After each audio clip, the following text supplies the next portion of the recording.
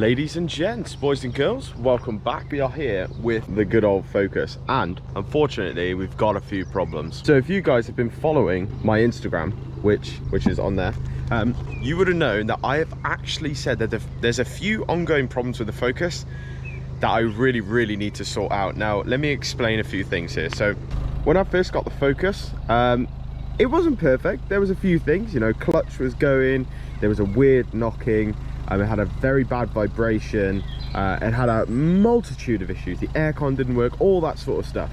And I got most of it fixed, except for the ongoing knocking. Now, I've had this knock with this car since day one, and it's something that it gets on my nerves every time I drive the car, and I think I've narrowed it down to what it is. So the knock, I've literally replaced everything. We're talking bottom control arms and sway bar links. Obviously the suspension's changed, the top mounts are brand new. I've checked everything is tight. There is quite literally nothing else that I can do to stop the knocking, except for one thing. Now what I'm gonna have to do is lift up the car and explain to you what is happening. So I air it up, and while that's pumping up and doing its thing, let me just explain. So this knocking feeling that I've had is not something that's, you know, anything I've had before, and it makes me kind of think, well, what could it be? I had a few knocking issues on the iGo, which turned out to be top mounts. I had a few knocking issues on my Fiesta before, which I think that was sway bar and sway bar links. So I've had a fair few cars with knocking issues, and it's definitely one of my biggest pet peeves. But with the Focus, it's definitely been something that you can't quite put your finger on.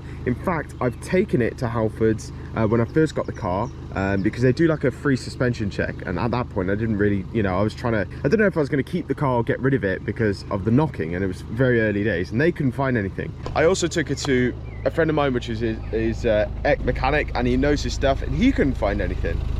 So it lends itself to be quite a annoying issue to find. But one thing is for certain, if I quickly and rapidly move this back and forward, you can hear a knocking. Now I'm not too sure how well you can hear that. If I just turn the engine off, if I just do it and place you down here,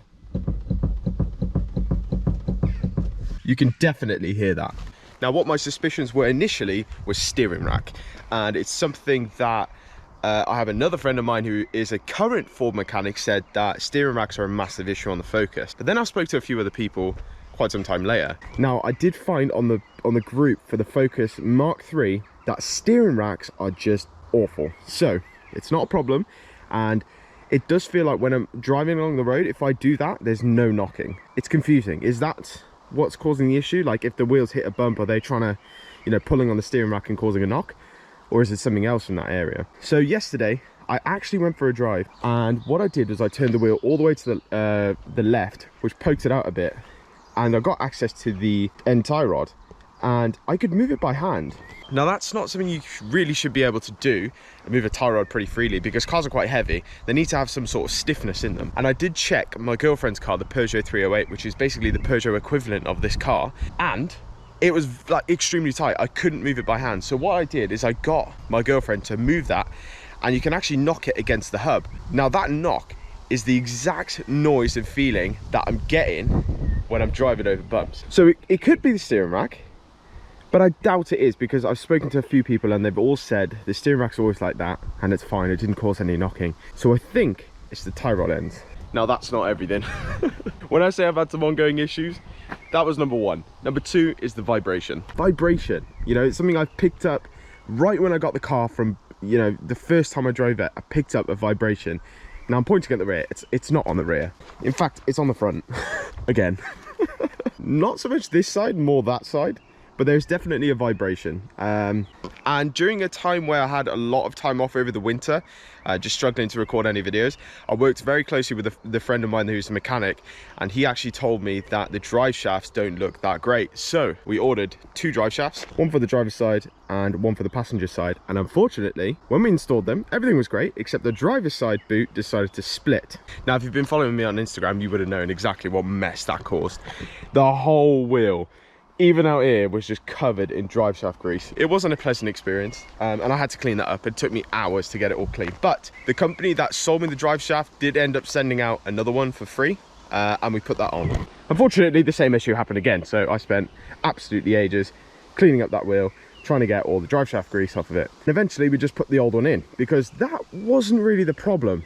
It was more so this side. When we grabbed the drive shaft, obviously you get a little bit of play that way, but there was major play and a knock this way, and there shouldn't be. So that indicated quite a worn, you know, CV end joint or whatever it is. So we replaced it and everything was fine. But when we had the new drive shaft from this side, there was no vibration and very minimal knocking, which confused me because I didn't think a drive shaft could knock to that extent, but it did. Obviously with the old drive shaft in, that needs to be replaced because that exact vibration is back. So I'm pretty sure if we order a tie rod end for this side and that side, obviously we'll have to install it and get it tracked, and we tackle the drive shaft, get some new oil in there, we may actually fix everything wrong with the focus. Now I have done a bit of work. If you are pretty eagle-eyed, you will have noticed an issue with the focus in every single one of my pictures. Now that issue is here. Now you can't really see it that well, but obviously where the door seals come out before, the previous owners just slammed the door and it's creased this. Now that's not a problem, you can smooth that out and you know, paint over it, but the problem is this was sat so low because he snapped the clip. I'm a pretty DIY guy. I'm not buying another side skirt because that's just ridiculous, so I decided to do this. Now excuse how dirty it is, the weather's atrocious, but I've just managed to put a bolt in there with a nut on the other side to hold it up, and if you ask me, that looks pretty OEM. Now if I show you this side obviously has a clip there, so it's the same gap, you know, it looks much better if I hold you down here. So that's, you know, the normal side, and if we look this side, that's that side. If anything, it's a slight bit lower, but I tell you what, it's much better than what it was before. So I think that's pretty much everything that's like an ongoing issue with the focus. So something you may see very shortly, we'll be taking my girlfriend's Peugeot 308 GT lines, which has the same engine in this car. We'll be taking that to get remapped when we come back from holiday, which is this week. So when we took the focus on the dyno, unfortunately we planned for about 155 horsepower. We ended up getting 145, so we were about 5-10 horsepower down. And the reason I think that was the injectors and the carbon of the, you know, the state of the engine. After all, when I picked this car up, it didn't look very well looked after as such. It wasn't terrible, but it wasn't anyone who really cared about it. I mean, after all, it's a 1.6 litre diesel workhorse, isn't it? So I've done as much as I can to look after the engine. But one thing that I recently did is I looked at some reviews, some injector cleaner.